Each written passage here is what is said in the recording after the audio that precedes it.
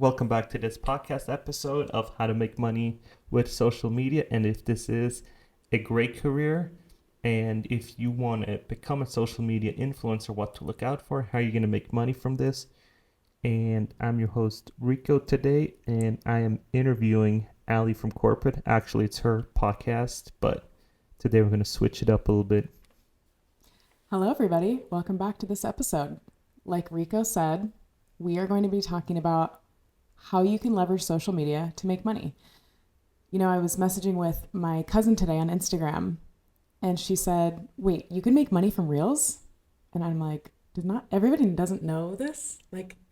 Well, we have never made money from Reels. Just putting that out there. We've True, but I had mean, millions of views and got zero money from Reels. you're absolutely right. But a lot of people make money from Reels, and I want to pull the covers back and unveil the I don't want to say secrets behind social media because they're not secrets, but maybe just things that people aren't really aware of. And now more than ever, you know, it's late 2023. People need to be able to know how they can have a supplement to their income. And for us, social media has been exactly that. And so, yeah. It's really interesting that you say make money with Reels because a lot of people think that is the only way to make money. You know, you get like AdSense. And the biggest misconception people have is that, oh my gosh, you have 200,000 followers on TikTok, so you must make a lot of money, or on Instagram. We don't make any money from Instagram. And that is 100% correct. Or TikTok. Or YouTube. TikTok. Or YouTube. So Yeah. it's all of it is kind of diluted when people talk about AdSense, they're mostly 99% of the time talking about YouTube. Well, let's back up here. So I want to go over 5 different ways that you can make money with social media. No, 6. So a lot of people, since I've transitioned out of my 9-to-5 job and into social media full time, all of my family and friends are like, "How are you making money with social media?" I think it's a mystery to a lot of people. So here's some ways that you can make money with social media and that we are making money with social media. So number 1 is brand deals. I love that one. That's low hanging fruit. You just got to make sure that these brands are kind of aligned with what you're trying to achieve. Yep. And there's a misconception that you need to have hundreds of thousands of followers to have brands reaching out to you, but that's simply not true. There's something called a nano influencer, a micro influencer, a macro influencer, a mega influencer like Kylie Jenner. You can have 5,000 people that are following you, and it's your engagement that matters. Would they buy something from you? If 5,000 people would really buy something from you, brands will do business with you. You're better off than most people because there's this mega influencer selling t-shirts, and I think she has 1.2 million followers overall platform and couldn't sell like 20 hoodies or something. Mm-hmm. So just because you have a huge following doesn't mean that your audience is actually invested in your success. So you might have an audience that actually wants to see you fall. Yeah. And more likely than not, in today's world, they don't want you to succeed. So they're actually going to cheer when you trip up and fall. And yeah, that's just something to look out for. Yeah. Yeah. So another way people can make money with social media is AdSense, like Rico mentioned a few minutes ago. So that is a specific term for YouTube, I believe, right? No, you can make ad dollars everywhere. But I thought AdSense was, when people mention AdSense, it's about YouTube. No, it could be about everything. Oh, okay. So have you ever been watching a YouTube video that's kind of long and then you run into an ad?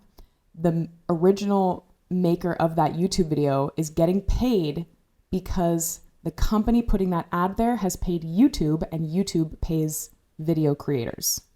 It's a little vicious cycle, but it can be very lucrative if, your brand really resonates with that commercial and then people are watching your video and they buy that thing. It could be great for a company and a creator. Can be, but these are so on YouTube is like the only platform that you can actually sustain a living with just making good content. Every other platform, you cannot.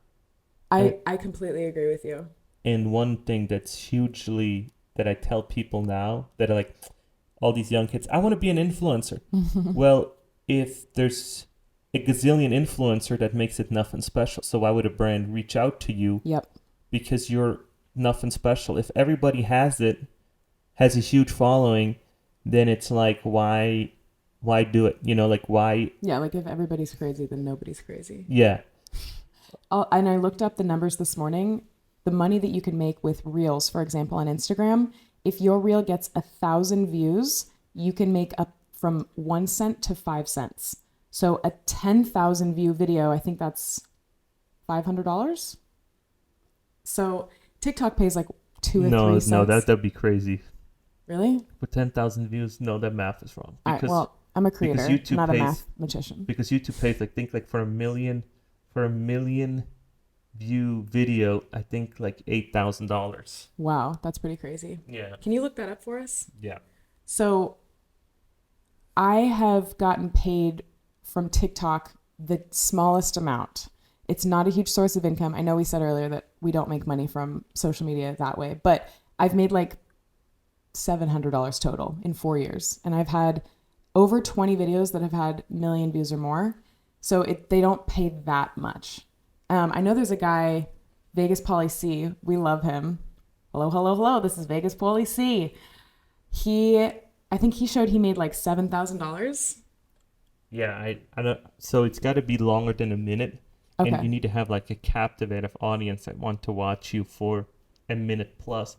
But as of yesterday, I think they just changed that too. So Really? people that were making tens of thousands of dollars each month are now making like hundreds. Yeah, as more and more people become influencers and social media content creators, it dilutes the pool. And there's just more videos for your eyes to be drawn to, but you only have one pair of eyes and 24 hours in a day. So how many videos could you possibly watch? So anyways, let's keep going with our 6 ways to earn money on social media. Number 3 is pay per view, which is what we just talked about. So number 4 is sponsorships. So we don't have a sponsor for this podcast episode, but we did for the last few, and companies pay us to talk about their brands or products in our podcast or in an ad. Yeah. How's that been for us? So that's been not really, because we don't have enough podcast listeners as of today. We have hundreds. Not yet. But we need thousands. And in order for us to make a sustainable living from podcasting, we need you guys to like, subscribe, give us the thumbs up, and rate our podcast. And in exchange, we will keep making these episodes and telling you about different career paths you can take, what it takes to get there. I will keep interviewing guests, and we pay out of pocket right now when we fly or drive to a guest and set up our mobile podcast studio, which we do it ourselves. We pay for that ourselves. So our goal is to have the podcast paying for itself. That's like a dream of ours. That would be so cool. Yeah, but I feel like that is super far away, because everybody and their dog now has a podcast, and the more people have a podcast, the more competitive the market, the less special. And so it's the barrier of entry every day of waiting gets higher and higher, because you can only listen to one podcast at a time. That's so true. And a lot of people have reached out to me and said, hey, like, do you give, video editing lessons, or can you teach me how to be an influencer? And you and I have worked with a couple people before and tried to help them like learn how to do what we did. But you know what the number one thing is that I think people struggle with? Consistency. I don't know if it's consistency, because we are now at a time where there's like a war of attention. So Yeah. we need to make more provocative videos. And you can see it with Mr. Beast. His videos are getting bigger and crazier each month that goes by. Yep. And so everybody is in that constant game so when you're in the social media realm, you need to be better, bolder, more expensive, more provocative. If you're if you're a woman and you're doing bikini or modeling, you need to be hotter, prettier, more available, Yep. sexier, doing all these crazy things. So it's going to be a super tough market to get into. Yeah, but Mr. Beast also says that if you are consistent and you improve on at least one little thing each video you make, you will eventually get big. You will eventually be successful and get those views that you want, or those followers that you want, or go viral, or get those brand deals. And that's kind of what we did. I mean, we started out doing really crappy little videos in our garage. The walls were painted purple and yellow, and we had this, I think we even did it with our phone at the beginning on a tripod. But it took us, so people understand, it took us 5 years working 2 full-time jobs to get here Yeah. where we are today. And for people that say, "Oh, you guys are an overnight Nobody success." says we're an overnight success. We've Nobody's been ever working said that on to it me. for, because when they see the videos, like, "Oh my gosh, you have a 1 million view video." Yeah, that's been in the making for 5 years. Yeah, true. And tens of thousands of dollars in equipment, video editing, laptops, software, microphones. So the startup cost is huge. Yep. Yeah, it is. But it doesn't have to be. You can start small. Well, the problem is when you start small and not buy the right equipment, you're going to have a disadvantage with everybody already that is making, because there's people. So this is going to be true facts from me to you, the listener. If you're thinking about doing a podcast, I'll bet you $1 million that somebody else is thinking about that same thing as you are, Probably. and actually going to probably execute. So you need to get it right, do it, and start it, and follow through. And don't let fear cripple you and prevent you from starting. I remember when we first started posting content, I felt so cringy and I felt embarrassed and ashamed and like almost disgusted with myself with the videos I was making. But I had a strong message to share. And Rico, you were such an amazing partner. You pushed me and you challenged me and you motivated me every day to keep going. And I have this mantra that I always use in my head, and it's, ooh, that hurts, but I'm not going to let it stop me. And I mean, I've gotten hate on so many videos. Do hate comments hurt? Yeah, a little bit. Does it suck when you make a video and you spend a lot of time on it and it gets no views? Yeah, it hurts a little bit, but you got to keep going. Yeah, that's the name of the game. The thing is, as an influencer, you're only as relevant as your last few videos. So if your last few videos were not relevant, most likely you're going to fade out. And I just watched a TikTok video 2 days ago about Touch an Emu. You know that guy who did that crazy viral dance? The Touch an Emu guy that did... oh, yeah, with the drone? With the drone. Yeah. And had Dr. Phil on and everything. And he just said that he made a follow-up post because somebody wrote a thing and said, "You fell off the face of the planet." He was a one-hit wonder. And the problem is with social media, everybody at one point is going to fall off. You need to stay relevant, and constantly gossip, drama, do provocative things to stay relevant. I don't think we do that.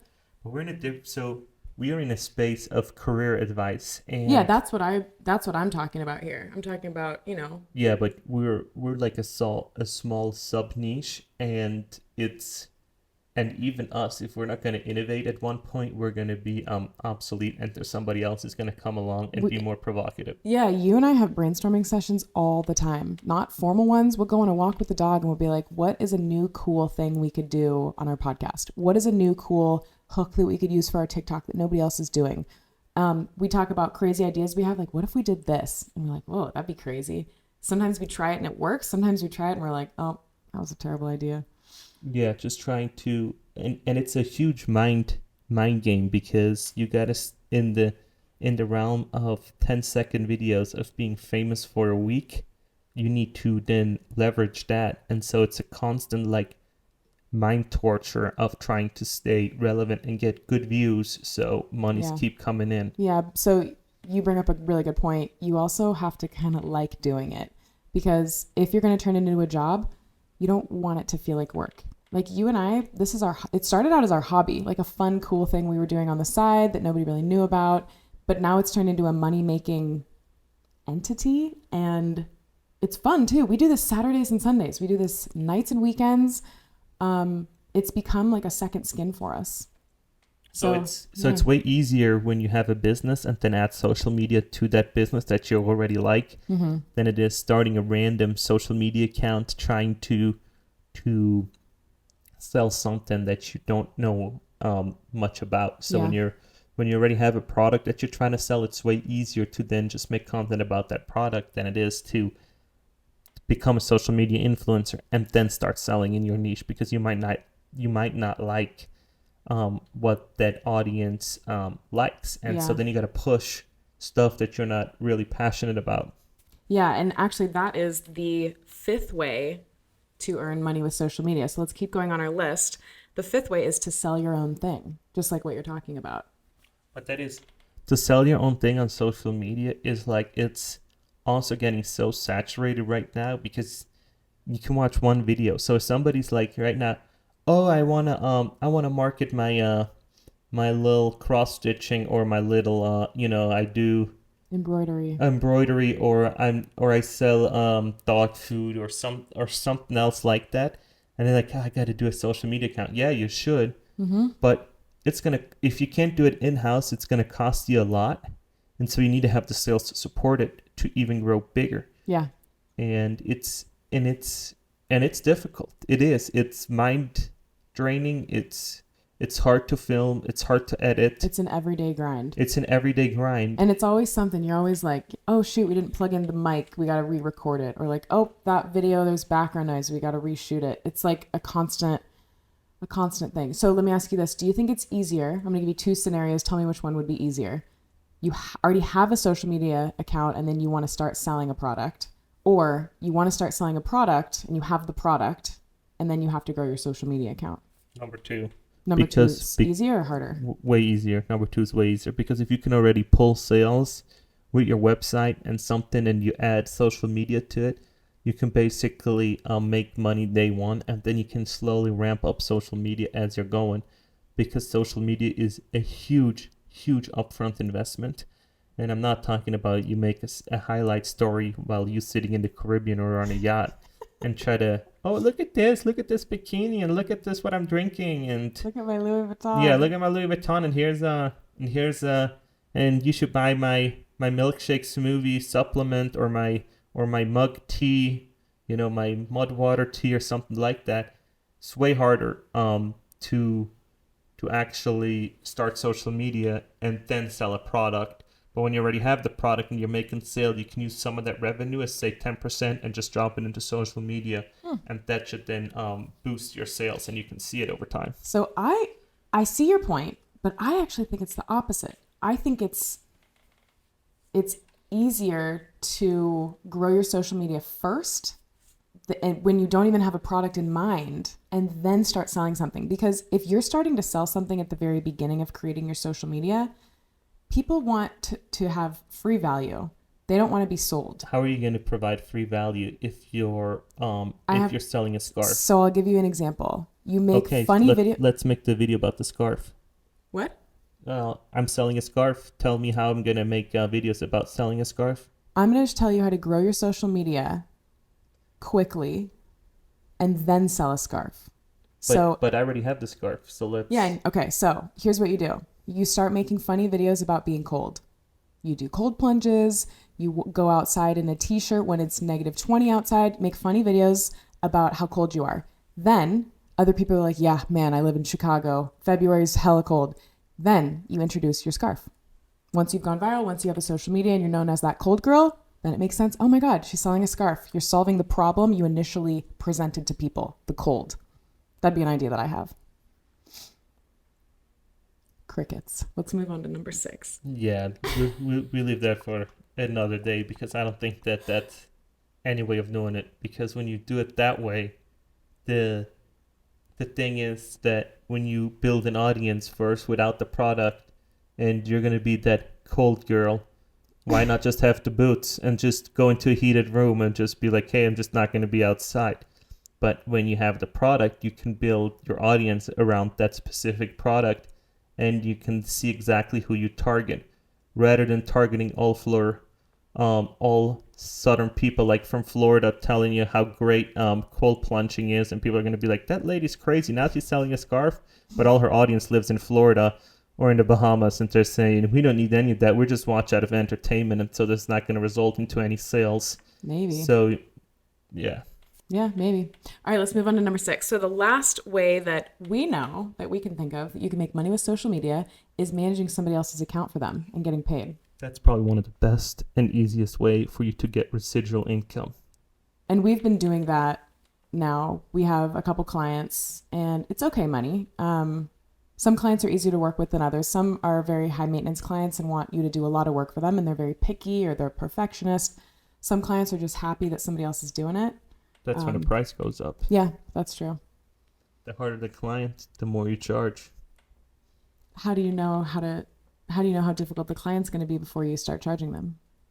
Well, you kind of weigh it out. If they have a gazillion questions and they have their own ideas of doing things, then you kind of know that you gotta upcharge 20, Okay, so 30% you for got to time get to wasting. you got to get to know your client before you agree to work with Well, them. yeah, you gotta know their vision, what they're trying to do, because you can't sell them Yep. something that you don't know what their vision is. Yeah, that's true. Also, you could offer to do the first 3 weeks free, or Yeah. first 3 weeks at a flat rate, and then reassess the cost. Yeah, you do like 2 months or so and then reevaluate Yeah.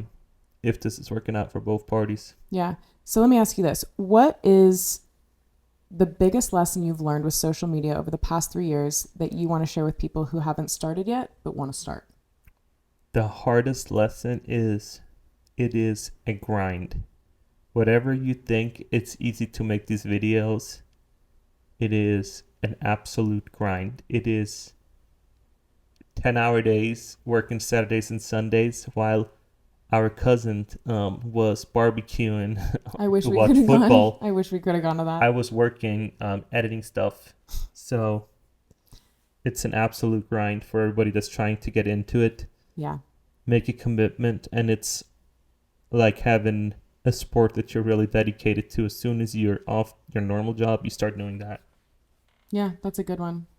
The biggest lesson that I think I've learned for myself is leave emotion out of it. Treat it like a business from day one. And don't get emotional with low views or no progress or hate comments. Just keep going. And it's that lesson of delayed gratification. You know, you always used to say, live like nobody else so you can live like nobody else. But you know, when you I love start, that. but when you're like, oh my gosh, I don't have a job, so let me start a social media. That's kind of too late. You have to start that 3 to 4 years in advance, Yeah. so you can then drop out and have already a few clients that can float your bills in Yep. order for you to do that. You can't just be one day like, I'm gonna I'm gonna quit my job and do social media full time. That had to be a few years in the making Yep. in order for you to make that switch, because everything with social media is subscription based. Adobe Adobe Cloud is CapCut, Yeah, Photoshop, editing, Premiere Pro Photoshop, editing, subscription to Canva, Epidemic Sound for Epidemic royalty-free Sounds. music. Yeah, everything. It's expensive to get all the noises and all the lights and all the editing and all the blah blah blah blah blah blah. And the more you grow, the less you can do yourself, and the more you need other people. So the faster you grow, the more views you get, the more the faster your audience builds, the less you can do yourself. So then your time is better spent actually just filming and let somebody else edit. But nobody's gonna edit your video for $1 or $2, so that's gonna be in the hundreds of dollars. Right. And then it just builds up, because one month you're gonna have the Adobe Cloud service that's like $360.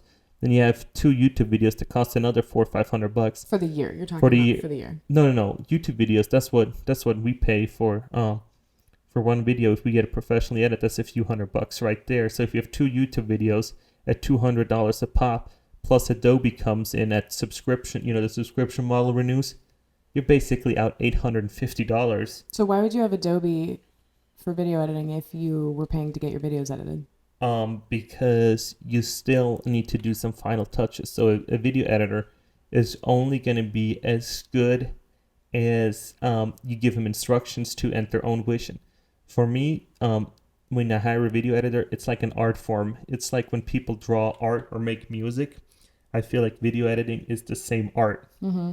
And we used to edit our own videos, but we don't anymore. And our video editor right now is chef's kiss. He is the best I've ever seen. Yeah, but he also charges prices like it. So it all comes at a price. And you have a few videos that flop, and you have a few subscriptions that renew, and you don't have a brand deal. All of a sudden, You're at zero. You're back to where you started, and it's not that easy. It's not. Yeah. What Well, else you got on your list? that's really it. We talked about the 6 ways to earn money with social media. They were brand deals, AdSense, pay per view, sponsorships, sell your own thing and manage someone else's account. We also talked about the mantra when you're starting out making social media. You know, sometimes it's a little cringeworthy, but don't let that stop you. It hurts, but I won't let it stop me. Just keep going. Consistency is everything. Leave emotion out of it and look at it like a business. You know what we didn't talk about? Virality hacks. How to go viral. But see, that changes by as it goes on. So as platforms get older, it's harder to go viral. I remember when we first started off with TikTok, when Gary Vee first talked about it, Yeah, it was so easy to get a viral view video it was. because people didn't really make content. And 3 years into it, or 4 years now, everybody's a content creator, and everybody's trying to like make money and become an overnight millionaire with it. Yeah. Well, let's talk about it anyways. So here's some things that we've learned if you want to go viral with, let's say TikTok, for example. So the first thing is if you get a comment, respond to it with a question, because then they'll answer the question and comment again. So that drives engagement up. That tells the algorithm, oh, people are commenting on the video, let's boost it. So that's one tip I have. Another tip I have is start your video with a hook. People's attention span is like 5 seconds nowadays. You have a few seconds, a few fleeting moments to capture somebody's attention and make them want to stick around for another 5 seconds. So use hooks like, you're never going to believe this, or I can't believe I didn't know this until now, or I hope you're not making this mistake with your blah, blah, blah. So hooks like that make people go, oh, I hope I'm not doing that. Let me see what she's talking about. Obviously, lighting, audio, and video resolution make a big difference. If you're watching this podcast episode on YouTube, you know we film these, and we are using an insane camera right now. That's why the video looks so 4K and like high quality. That was also a few $1,000s. That was also $5,000 for this camera. This is a Sony A7 IV with I think it's a 35 millimeter Sigma lens. Yeah, so after taxes and that, I think the camera now you can buy for like $2,500, but you need a lens to it. That's another $1,000, so you're at about $35. Yep. And then you add taxes to it, so it's about almost $4,000 as of today. Yeah. Another way to get your videos to go viral is to cross promote them on different platforms. So like I'm going to tell you right now, if you're listening to this on Spotify or Apple Music or Google, anywhere, or if you're watching it on YouTube, I'm going to tell all of you that if you want to see how we set up our podcast studio, go follow me on Instagram and go look at my Instagram stories, because we show how we're filming this in our bedroom right now. So if you want to see what the setup looks like, the behind the scenes, so see how what I'm doing there, I'm cross promoting different platforms on different platforms. So that's another way you can boost your videos yourself and go viral. What do you think about hashtags? Very controversial. They're nice, but I wouldn't say that it's a must. I've seen videos go viral without them. Me too. But just because they did or didn't, that's just something that you need to split test. So tell me what split testing is. So you just test, you can upload the same video twice and see which one does better, one with hashtag, one without. So you can try that out, but don't get into it. Just start making content. Yeah, and it's an interesting journey. It has been really interesting. I'm glad we did it. I wouldn't change a thing though, and I love doing it with you. Thanks. Well, I think we're gonna wrap it up for this podcast episode. And let me know if you have any questions in the comments below. Shoot us an email at contact@theallisonpeck.com if you have any questions. And follow, subscribe, give us some feedback. And if you do not agree, click the dislike button, engage, interact, just do something. Do something. And I will see you in the next one. Bye.